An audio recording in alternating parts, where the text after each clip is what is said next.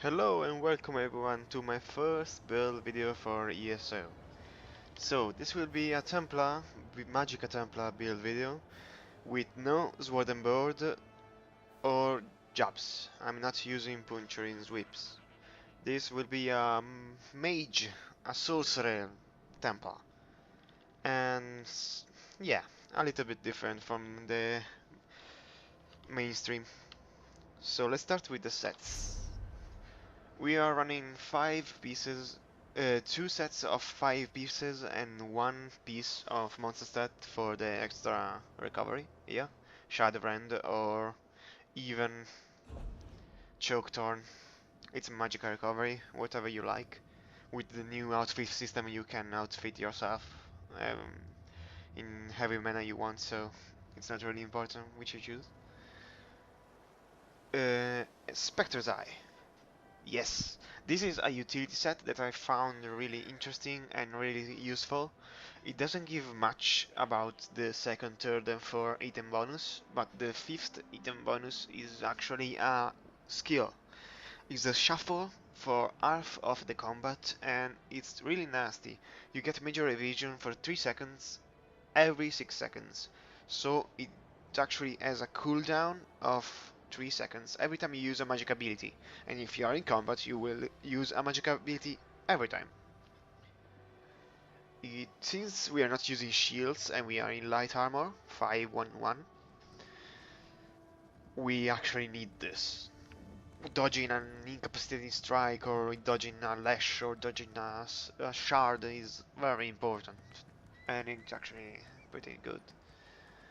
With the riposte, because having 50 less damage to your opponents, everyone that crits on you, is nasty and very overwhelming. And it's more of a super set, yes, but since of course we're not using shields, every bit of less damage we can, more damage we can take, it's good. For the skills, we are running destro and a resto. With the destro we have our offensive skills, of course, like reflective light, which is a AoE type of damage. Yes, it's a AoE over time damage. He can tackle up to 3 targets and has a nice direct damage with a really nice dot. It also gives reduces the movement of our opponent and increases our spell critical by 2100, which is roughly 10% more. Since we are light, in non-CP we will have 32% of critical percentage with this active, and in CP we will have 42%. Elemental Drain, nice recovery and also nice buff for our damage. 5000 less spell resistance on our opponent is nasty and good. Dark Flare, yes, yes, don't laugh at me, I'm using this. Don't be scared, it's actually really good. It works like a snipe for a magic class, but uh, actually what we search is its low cost and its buff. If we are getting zerged, we will lose this quite rarely, but when we will use this, we will see it, measure the file for the whole group, and empower on the next attack. So if we use this and then use our ultimate, we will get a 20% more damage on our ultimate. Measure the file works on differently than the projectile. When the projectile can be dodged or can be reflected, but the buff of Major Defy stays always on the target. Purify Light. Yes, we can gather our damage and leash it out every 6 seconds, and gives us a little AoE heal on the target spot. It's our main boost ability, and our psychologic attack weapon whenever someone has a purifying light on him or a power of the light, whatever, they're gonna see it again, gonna freak out, actually. Radiant Oppression. I thought about Radiant Glory, which is the other morph that gives us healing back from our damage, but since I usually have a lot of magicka left when I'm executing, I like more this morph. Empowering Sweep. One of the best and less known abilities a Templar can have. A ultimate try, rather. It's a nice damage, not overwhelming, as you can see. A nice dot. Every 2 seconds 3k of damage. And a really nice buff for our survivability. 50% reduced damage for 10 seconds plus a 4% for each enemy hit. So it's a base of 90% damage damage reduction. Well, English, please. And since the AoE cap was removed, we can actually have like 90% damage reduction if we skill the Sonat Zerg. It's nasty and really useful. For our secondary bar, our healing bar, we have Honor the Dead, one of the best healing skill in the game that actually gives us back magicka if we have low health. Total Dark, the really the only Magicka Templar stun, if we can say that the class has. Don't talk about Piercing Javelin being a stun because it is not. It's just a way to joke people. It's not good at all. Total Dark gives us back health, 8 points health when the enemy damages, and actually reflects the damage caused. So you want to first put this on your enemy, then swap to your damage bar. This will give you time to retaliate and actually put your dots, put your burst, and win it by time. Templar really work on war of exhaustion. You will exhaust your enemy. You won't burst it, but he will actually die by exhaustion. You will deplete his resources. He will die by dots. Extended Ritual. Well, it's a cleanse. We can't say anything else, even if it has a high cost. 5 negative effects taken away. No brainer. Channel Focus for the spell physical resistance and more magicka. And the generation.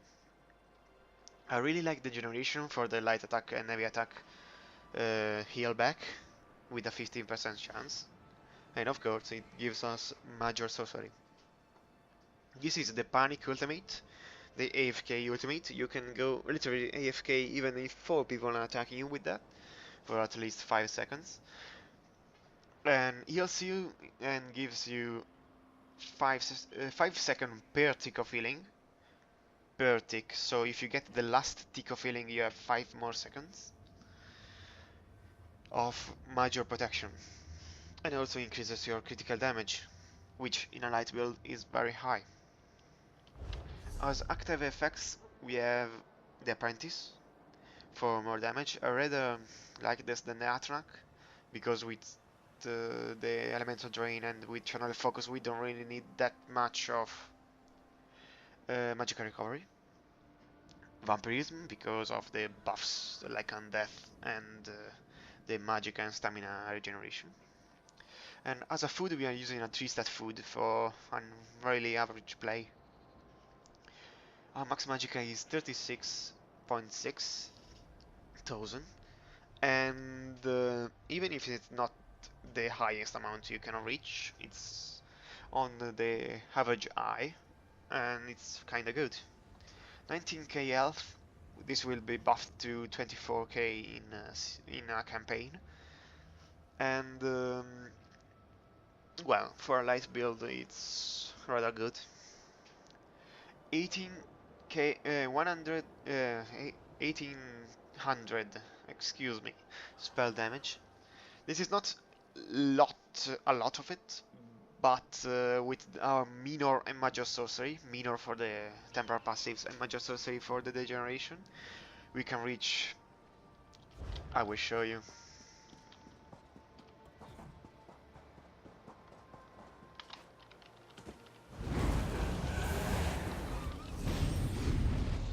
2300, which is nice. And if you can see with the reflective light, we get to 14.1 spell critical. And our physical and spell resistance is rather high for a light build. This is really. This is because we are Breton, and Breton has a passive on spell resistance. And we got buffed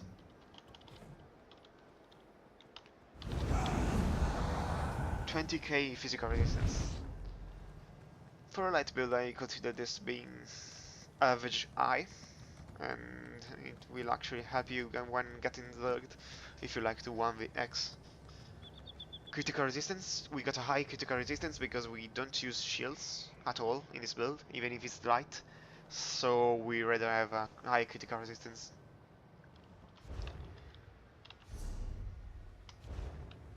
I forgot, as enchants on your sets, you will have all Magicka and impenetrable everywhere. On the jewelry, you will have two glyphs of magical recovery for extra magical recovery. I rather have magical recovery instead of magical reduction, magical cost reduction. Sorry, I don't know why. I just feel this is better. But if you feel that magical cost reduction is better for your taste and for your playstyle, you can actually try that. And since I'm poor, this is all purple. So please, blobs, give me money.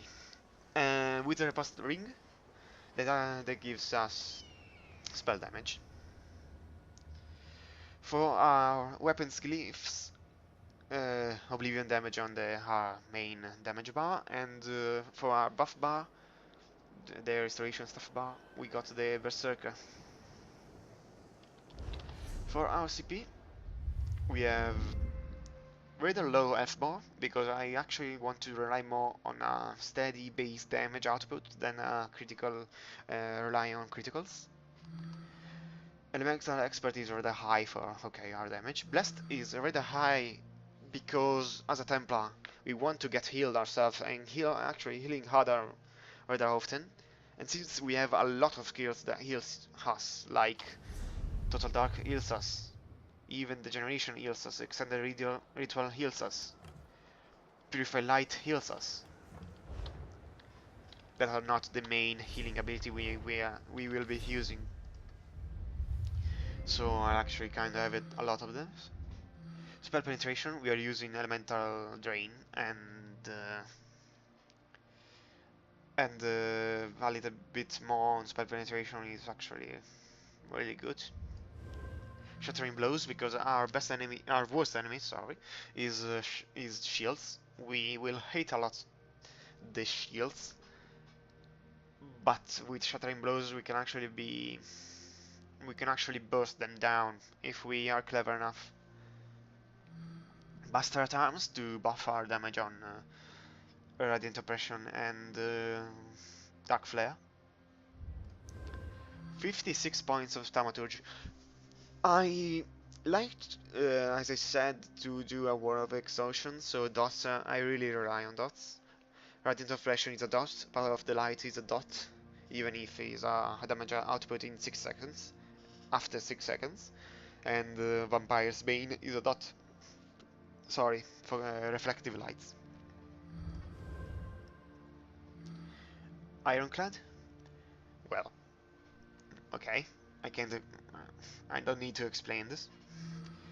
We need a little bit more critical resistance, I felt like, so I did put a lot on resistant. And since it's not actually a percentage-based CP, I threw in there the extra points that couldn't go anywhere else, Because if you don't know, if you don't have a neat 6% or they don't give you actually the 0 point etc percentage, it gets cut on the list, so it gives you actually here, for example, 5% instead of 4.46. Damn, English is hard, man. Well, Elemental Defender, since we are Breton, we don't need a lot of points here. And we rather put them on Hardy, giving us 40% less physical. Reduces the damage of physical poison. Everything stamina can throw at us, we will reduce it a lot. And we don't. I did put some points in there, but you don't need this if you rely. You can, well, you rely on clans, of course, so you don't actually need to put a lot of the a lot in there. 6 on Elemental Defender for the waving. The enemy will wave and we will defend ourselves with this. Quick recovery, because I like a lot of getting healed and getting more heals. So since, of course, we don't rely on shields, we need to heal faster. And since we are not in heavy, we will need this. Siphoner. It's the best counter to high damage builds, because high damage builds won't have a nice recovery. A lot of recovery, and Siphoner punishes that plays. So I felt like putting some point in there. Warlord, reducing the cost of break free by 12%. It's mandatory. You need to break free. Mooncalf for an extra stamina recovery. Tenacity. This is really important, because if you feel like you don't have enough magicka, or you are getting out of magicka, and you don't have the elemental drain on, you can actually swap to your resto bar. If you are your ultimate, you can pop your ultimate and do 1 or 2 if you need it. Heavy attacks, giving you a lot of magicka back. Arcanist for extra magicka recovery, okay. Tumbling for dodging. If you see an incapacitating strike coming or a high damage, direct damage ability coming up, and you don't have the mean to heal yourself or you're in a pickle, you can actually roll dodge, so this facilitates the thing. Befoul, because we have Dark Flare, and since we will use Dark Flare, we better buff it a little, the magic the fire that is. And Shadow Ward. We can block with our rest stuff, even so if it's a stamina. Well, we like to block more magic attacks with this, because with the rest stuff you will have a passive that gives you magic back when you block magic attacks. So blocking is actually nice sometimes. And because if a burst is gonna get you, and you don't have your total dark up, you don't have a mean to heal yourself faster than a rest ult, you must block it, because there are some nasty burst builds around there. And I think that's it. This is my no jabs challenge. Hope you liked it. No jabs here.